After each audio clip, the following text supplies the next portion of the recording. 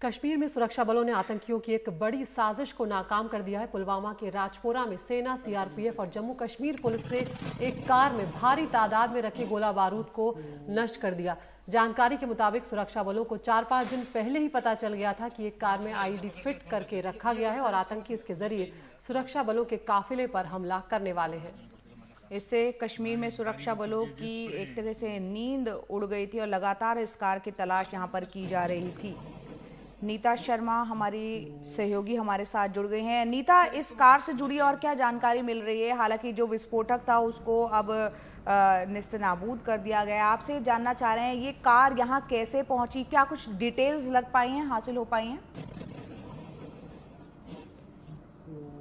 जो डीजीपी हैं दिलबाग सिंह, उनका कहना है कि जो गाड़ी है इसमें जो नंबर प्लेट लगी हुई थी, 2 व्हीलर की एक नंबर प्लेट लगी हुई थी जो कठुआ डिस्ट्रिक्ट जम्मू जोन में पड़ता है।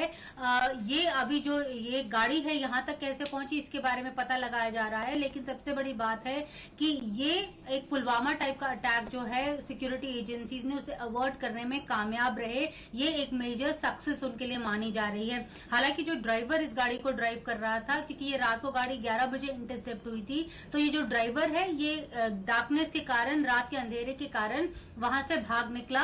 ये गाड़ी को वहां से शिफ्ट नहीं किया जा सकता था क्योंकि ये गाड़ी माना जा रहा था इसमें बहुत सारा एक्सप्लोजिव्स था और साथ में आगे एक सिलेंड्रिकल चीज भी पड़ी हुई थी। सिक्योरिटी एजेंसीज रात को पता नहीं लगा पा रही थी, तो इसलिए विस्फोट जो है उसको जो है वहीं पर जो है उसे किया गया, एक्सप्लोड जो है उसे वहीं उसी इलाके में किया गया। लेकिन उससे पहले जो उसके आसपास रिहायशी इलाका था, क्योंकि ये वहां के लोगों को वहां से इवैक्यूएट किया गया। जब ये गाड़ी को एक्सप्लोड किया गया तो जो आसपास के घर हैं उनमें भी डैमेज हो गया। लेकिन डीजीपी साहब का ये कहना है कि इट वॉज इम्पॉसिबल कि वहां से गाड़ी को हिलाया जा सकता, इस करके वहीं पे विस्फोट किया गया था। लेकिन ये एक बहुत बड़ी कामयाबी माना जा रहा है सिक्योरिटी एजेंसीज के लिए, क्योंकि ये एक क्रेडिबल इंफॉर्मेशन थी जो जम्मू कश्मीर पुलिस को मिली थी। जया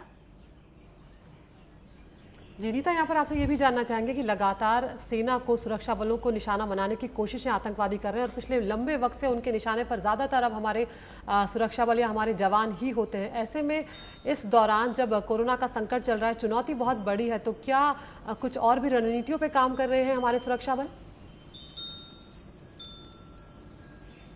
अदिति, क्योंकि जो इन्फिल्ट्रेशन है वो तो अभी रुक नहीं रहा है। इन्फिल्ट्रेशन के लिहाज से बहुत सारे इन्फिल्ट्रेशन अटेम्प्ट जो हैं पाकिस्तान की तरफ से हो रहे हैं। हमने देखा कि अभी कुछ दिन पहले बीएसएफ के 2 जवान मारे गए थे, सीआरपीएफ की टीम पर भी हमला हुआ था। ये ऐसे केसेस है, हंदवारा में भी जो हमला हुआ था, ये ऐसे केसेस हैं जिनमें जो वेपन्स हैं सिक्योरिटी फोर्सेस के वो भी आतंकी छुड़ाकर उनसे छीन कर भागने में कामयाब हो गए। तो ये एक बहुत बड़ी चिंता है सिक्योरिटी फोर्सेस के लिए।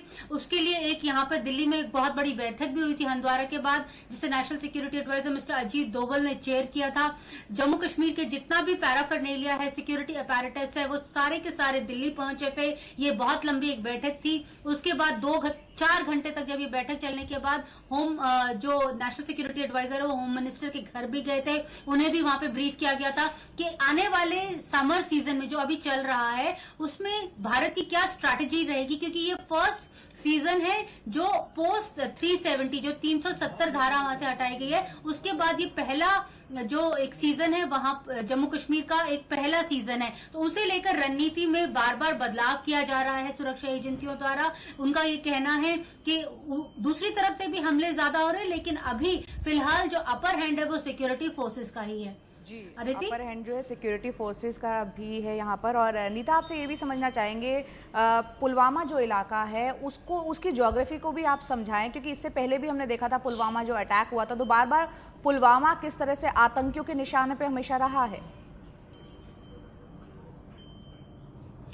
यहाँ पे ओवरग्राउंड वर्कर्स जो है बहुत ज्यादा काम करते हैं। ये साउथ कश्मीर के 2-3 ऐसे डिस्ट्रिक्ट्स हैं, शोपियां, पुलवामा, कुलगाम, जो ऐसे एरियाज हैं जहां पर इस तरह के इंसिडेंट्स ज्यादा होते हैं या इस तरह के कैचेस जो हैं वो ज्यादा होती हैं। यहाँ पे लोकल भर्तियां भी ज्यादा होती हैं। अभी हमने देखा था कुछ दिन पहले रियाज नाइकू जो हैं, एक कमांडर जो थे बुरहान वानी के बाद, वो भी मारे गए थे। तो लगातार जो अपर हैंड है वो सिक्योरिटी फोर्सेस का कहना है वो बनाए हुए हैं, लेकिन लेकिन ये एरियाज, ये 3 डिस्ट्रिक्ट जो हैं, ये एरिया ऑफ कंसर्न रहे हैं सेंटर के लिए हमेशा से।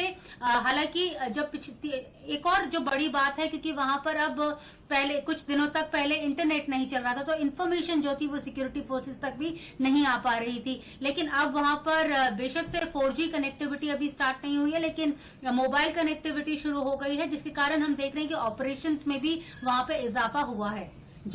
बहुत शुक्रिया नीता इस तमाम जानकारी के लिए। तो सुरक्षा बलों के हाथ एक बड़ी कामयाबी यहाँ पर लगी, और जिस तरह से नीता बता रही है कि 4-5 दिनों पहले ही ये खुफिया जानकारी मिल गई है कि आतंकी जो है वो सुरक्षा बलों को निशाना बनाने जा रहे हैं और उनके काफिले पर हमला कर सकते हैं, और उसके बाद से ही तलाश की जा रही थी। और उसके बाद ये कार लावारिस हालत में मिली। कोशिश की गई कि इससे विस्फोटक निकाला जाए, लेकिन जब नहीं निकाल पाए तो उसमें ब्लास्ट करके उसे उड़ा दिया गया, जिसकी तस्वीरें आप अपने स्क्रीन पर देख रहे हैं।